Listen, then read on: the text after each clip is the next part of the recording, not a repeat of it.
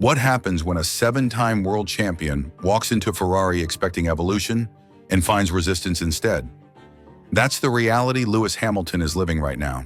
While the world watches for lap times, Lewis is busy behind closed doors, pushing, prodding, and practically dragging Ferrari's engineers into uncharted waters. His mission isn't just about winning races, it's about shaking up the mindset of an institution built on tradition. And as he says himself, I'm constantly battling. So what's really going on inside Maranello? Stay tuned, because this story isn't about where the car is, it's about where the driver wants to take it. Lewis Hamilton didn't just change teams, he walked into a completely different racing philosophy. At Mercedes, constant innovation and a rapid response cycle were the norm. At Ferrari, let's just say things move differently. They set things up and are like, "This is how we always do it," Hamilton revealed. And I'm like, well, what about this? It's not a battle of egos, but of evolution. While Ferrari fine-tunes the familiar, Hamilton is challenging the default. He's pushing engineers to break patterns, try new setups, and rethink what's normal inside the SF-25. The results? Gradual, but they're happening. We've improved in qualifying from Monaco onwards, he noted. Bit by bit, we are making progress. Still, there's a limit to how far setup tweaks can go without fresh hardware. Ferrari hasn't brought major upgrades in weeks, and Hamilton is feeling that ceiling. It's the same car each weekend. We need upgrades to fight the guys up front. Translation: strategy and setup alone won't close the gap to McLaren and Red Bull. Hamilton knows how F1 development cycles work. He's been on both ends, winning titles early in the year thanks to massive upgrade packages and struggling through long seasons when those updates didn't arrive on time. That's why his focus isn't just on now, it's on what's coming. It's my first year in a new team. It's interesting to see how different teams operate, he said diplomatically. But make no mistake, he's already thinking about 2026 and beyond. With F1 heading into a new era, Hamilton wants to make sure Ferrari doesn't just bring a new car, but a new way of working. "I want a car that can win next year. That's the priority." The irony? While Charles Leclerc currently has more podiums and points, Hamilton might be laying the groundwork for the car that wins, not just finishes. What happens when your gut tells you one thing, but your team insists on the opposite?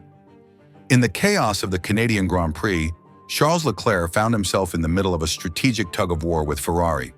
But here's the twist. It wasn't just about tires or pit windows. It was a bigger reflection of a driver trying to trust his instincts while battling a system that doesn't always listen. And what came next? Well, let's just say it ended in confusion, crossed wires, and some brutally honest post-race conversations. It all started with a tire call. Leclerc was running the hard compound and felt confident. Grip was solid, pace was holding. So when he keyed in Plan C over the radio, his code for a one-stop strategy, it wasn't a gamble, it was calculated. But what did Ferrari do? They called him in on lap 27 and threw on another set of hards, locking him into a two-stop strategy. Over the radio, Leclerc's confusion turned into frustration. "I don't understand this choice. The tires were fine." Ferrari's response: "We're on floor B," as if that settled it. And the disconnect didn't end there. In his second stint, Charles was told to lift and coast and to avoid staying too long on the mediums, tires he actually felt confident with. Leclerc baffled: "I don't understand. The mediums for me are a good tire." The race would end behind a safety car after McLaren teammates Piastri and Norris collided, with Leclerc finishing P5. On paper, decent points. But behind the scenes, tension. After the race, team principal Fred Vasseur didn't shy away from the elephant in the garage. Yes, he heard the vocal radio calls. Yes, he spoke with Leclerc directly. And yes, he admitted that Charles had a point, to a degree. "We didn't have much to lose when you're back in the pack," Vasseur said. "But going 50 laps on a single set of hards? For us, that felt too optimistic." The team argued they lacked enough data during the weekend to confidently commit to that strategy. Leclerc, though, wasn't buying it entirely. He stood by his gut call post-race, saying he felt the one-stop could have worked, and maybe even helped him challenge the McLarens before things fell apart. Still, Leclerc didn't place all the blame on strategy. He owned his FP1 crash, admitted his qualifying P8 left him on the back foot, and said that ultimately, those were the factors that really cost him a better result. The poor result today is more down to my mistake in FP1 and traffic yesterday, he said. I probably didn't extract the maximum. He was supposed to be the missing piece. The legend in red, a record-breaking champion joining the most iconic team in Formula One. But now, 10 races in, Lewis Hamilton's Ferrari dream looks more like a puzzle with no instructions. And while fans keep asking what's wrong, one of Hamilton's oldest rivals just dropped a quiet warning that says more than it seems. Let's break it down. When Lewis Hamilton signed with Ferrari, the world lit up with nostalgia, hype, and hope. F1's most decorated driver pairing up with its most storied team felt like destiny. But fast forward to the midpoint of the season, and it's not the kind of history anyone expected. 0 podiums, 1 sprint win. A best Grand Prix finish of P4, 14 seconds behind Max Verstappen. And perhaps most telling, only one Sunday where he's outperformed Charles Leclerc. Since then, Leclerc has had the upper hand in qualifying, race results, and points.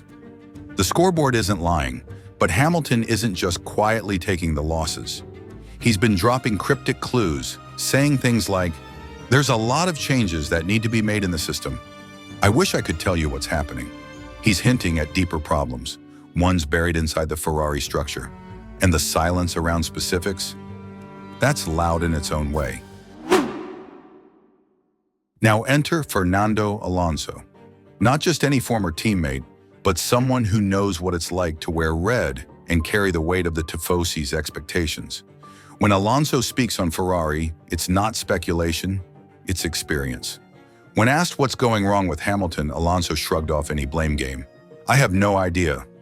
Lewis is a great driver. He can turn things around very quickly." But then came a deeper comparison, one that fans may not have spotted.